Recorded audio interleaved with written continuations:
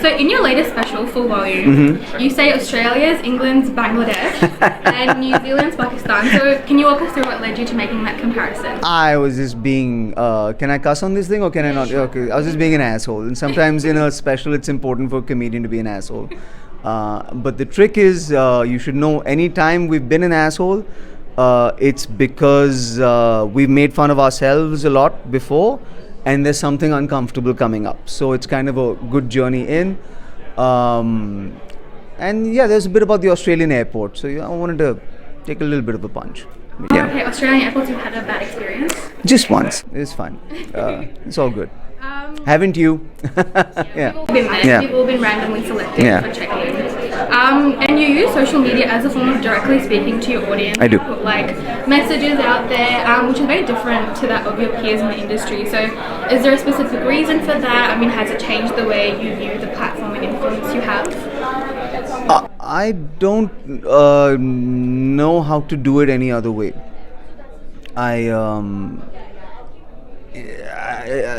Possibly I could be getting a lot more traction if it was all sharper and flutterier and good filters and all of that stuff. But I'm kind of doing me, and I'm trusting that my people can see that, and that's it. Yeah, lovely. And what's the weirdest thing that's ever happened to you on stage? I mean, this is 16 years of stand-up now. I once had a really massive Indian uncle who was about 6'4" come, grab the mic and say, "Don't abuse." And then he gave me back the mic, and I very much didn't abuse because I didn't want to have my ass whooped at the end of the show. But yeah, that was pretty weird and terrifying. Yeah. That's not nice. Yeah.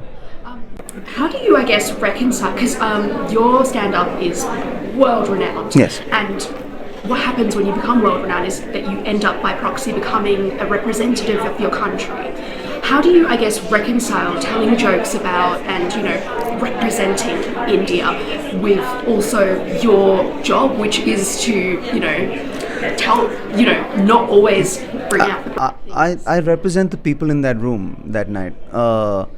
And if they happen to be Indian, they happen to be Indian. And if they happen to be Australian or British, they're still equally my people.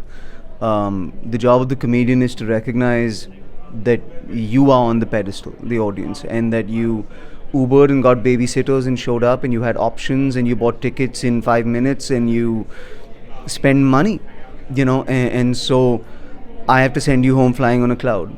So that's really all I'm thinking about. Now, when it comes to representing India, I think it's something that I said before as well. I do it by trying to take you there. What was the point of standing in the visa line for 3 hours and then taking the 19-hour flight if I didn't come here and tell you some shit you didn't know, or some new shit, and I just told you the 5 things about India that you already knew. So I think talking to you about the Andheria mode ki chudail in a weird way is new. And what I always say, if Dave Chappelle gets to take you to Ohio, I've never been to Ohio, but I go, why don't I get to take you to Mumbai? Why don't I get to take you to Noida? And that's how I represent India. You have people like this uncle who, because India has its own relationship for everybody, and it's quite sensitive at times to see someone making jokes about this. How do you, I guess, approach that? I deal with it as it comes. I think that if you try and second guess what's going to get a reaction out of people, you will drive yourself insane, because it's never the thing you thought that it would. It's always the thing you never thought would be a problem that's a problem. So your best bet is to say the thing and then deal with it as it comes.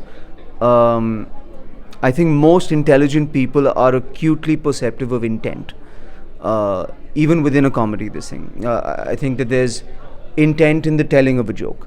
I think that a comedian who's putting on a brutish persona sometimes, if the intent is really strong, you can tell that that's not them, and you can tell that they're doing a bit, etc. So I hope that my intent is clear, and I trust that carries it forward. Awesome. And just one more question. What's one joke that you wanted to try but decided to retire from? It was on this special, actually, where there's a bit where I said racists are a marginalized community, and I meant it ironically. Yeah.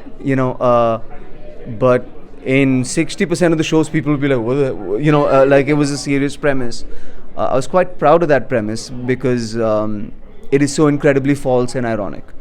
I kept it in there, yeah. Lovely. Awesome. That's it from us. All right, thank you. Thank you so much.